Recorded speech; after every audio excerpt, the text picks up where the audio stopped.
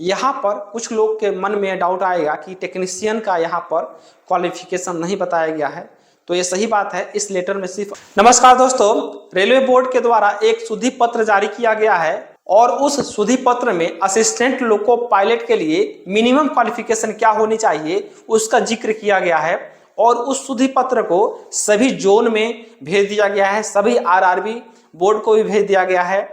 तो चलिए हम लोग देखते हैं कि उस सुधि पत्र में कौन कौन से आईटीआई ट्रेड हैं और डिप्लोमा में कौन कौन से हैं सब्जेक्ट और बीटेक में कौन कौन से हैं। चलिए हम लोग उस सुधि पत्र के द्वारा जानते हैं असिस्टेंट लोको पायलट के लिए मिनिमम क्वालिफिकेशन क्या बताया गया है और यह आने वाले जो वैकेंसी है उसमें यह लागू होगा 100%। अगर उनमें से कोई भी क्वालिफिकेशन आपके पास है तो आने वाली भर्ती में आप उसका लाभ उठा सकेंगे और आप एक असिस्टेंट लोको पायलट बन सकेंगे। दोस्तों यही वो लेटर है जिसमें असिस्टेंट लोको पायलट के मिनिमम क्वालिफिकेशन की चर्चा की गई है रेलवे बोर्ड के द्वारा।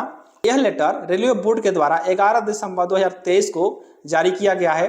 इसका हिंदी और इंग्लिश दोनों है, हम लोग जानते हैं इसका हिंदी वर्जन में।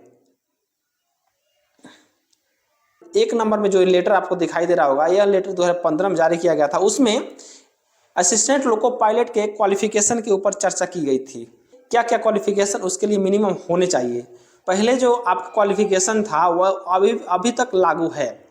यहाँ पर सहायक लोको पायलट डीजल या बिजली यानी इलेक्ट्रिक हो या डीजल हो, दोनों का यहाँ पर चर्चा किया गया है। अग्रिम सुधि पत्र संख्या 284 सीधी भर्ती के लिए अर्हता आदि निम्नानुसार होगी। क्या क्या क्वालिफिकेशन होगी? पास मिनिमम तो आपको मैट्रिक पास करना ही करना है। मैट्रिक के बाद आपको क्या क्या चाहिए? मैट्रिक के बाद आपको आईटीआई चाहिए। तो आईटीआई में आगे बताऊंगा कौन कौन सा ट्रेड होना चाहिए है, या एक्ट अप्रेंटिस यानी उस आईटीआई ट्रेड के बाद आपने एक्ट अप्रेंटिसशिप किया है तो भी आप असिस्टेंट लोको पायलट बन सकते हैं। नेक्स्ट अब अथवा में क्या है, अगर आपने आईटीआई नहीं किया है तो क्या आपके पास रहना चाहिए? तो डिप्लोमा या बीटेक आपका रहना चाहिए। डिप्लोमा या बीटेक में कौन सा आपके पास सब्जेक्ट होना चाहिए? तो यहाँ पर कह रहा है यांत्रिक यानी मैकेनिकल, पर बिजली यानी इसका मतलब इलेक्ट्रिकल होता है, उसके बाद इलेक्ट्रॉनिक्स या ऑटोमोबाइल। यह 4 सब्जेक्ट में से कोई भी सब्जेक्ट से आपने डिप्लोमा या बीटेक किया है तो आप असिस्टेंट लोको पायलट बन सकते हैं। तो अब आप लोग के मन में कोई भी कंफ्यूजन नहीं होना चाहिए डिप्लोमा और बीटेक को लेकर। अब दोस्तों मैं आगे सभी आईटीआई ट्रेड का नाम मैं बताता हूं और इनमें से किसी से भी आपने आईटीआई ट्रेड किया है तो आप असिस्टेंट लोको पायलट बन सकते हैं।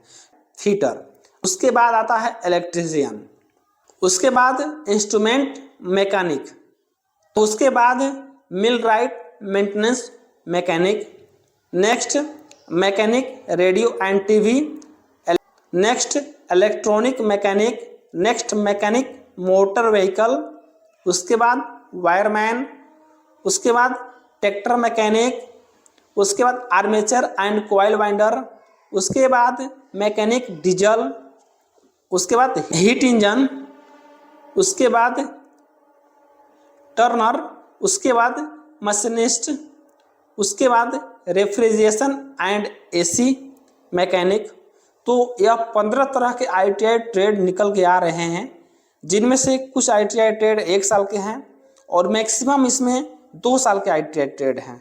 तो इसमें से आपने किसी से भी आईटीआई ट्रेड किया है तो आप असिस्टेंट लोको पायलट बन सकते हैं। नेक्स्ट क्या बातें कही गई हैं? नेक्स्ट ये कहा गया है कि आईटीआई के स्थान पर मान्यता प्राप्त संस्थान से इंजीनियरिंग विषयों के व्यवसायों की विभिन्न शाखाओं के संयोजन की अनुमति होगी। यानी आपने आईटीआई में मान लीजिए होता है कोई 2 ट्रेड को मिला करके कोई नया ट्रेड बना है तो उससे आपने किया है तो आप असिस्टेंट लोको पायलट बन सकते हैं। लेकिन यहाँ पर जो है वो रेलवे बोर्ड के ही अकॉर्डिंग ही यहाँ पर स्वीकार होगी। और दूसरी बात क्या कही गई है कि इंजीनियरिंग में डिप्लोमा के स्थान पर इंजीनियरिंग विषय में डिग्री भी स्वीकार्य होगी। रेलवे बोर्ड के द्वारा जारी किए गए इस लेटर में 15 तरह के आईटीआई ट्रेड का यहाँ पर जिक्र किया गया है। उसके अलावा डिप्लोमा और इंजीनियरिंग के लिए भी यहाँ पर जिक्र किया गया है। 4 शाखाओं से यदि आपने डिप्लोमा या इंजीनियरिंग किया है तो आप असिस्टेंट लोको पायलट बन सकते हैं। तो यह रहा वीडियो आज का असिस्टेंट लोको पायलट के क्वालिफिकेशन को लेकर के। यहाँ पर कुछ लोग के मन में डाउट आएगा कि टेक्नीशियन का यहाँ पर क्वालिफिकेशन नहीं बताया गया है, तो ये सही बात है। इस लेटर में सिर्फ असिस्टेंट लोको पायलट के बारे में ही यहाँ पर जिक्र किया गया है। तो दोस्तों इस वीडियो में इतना ही, मिलते हैं आपसे नेक्स्ट वीडियो में। बहुत बहुत धन्यवाद।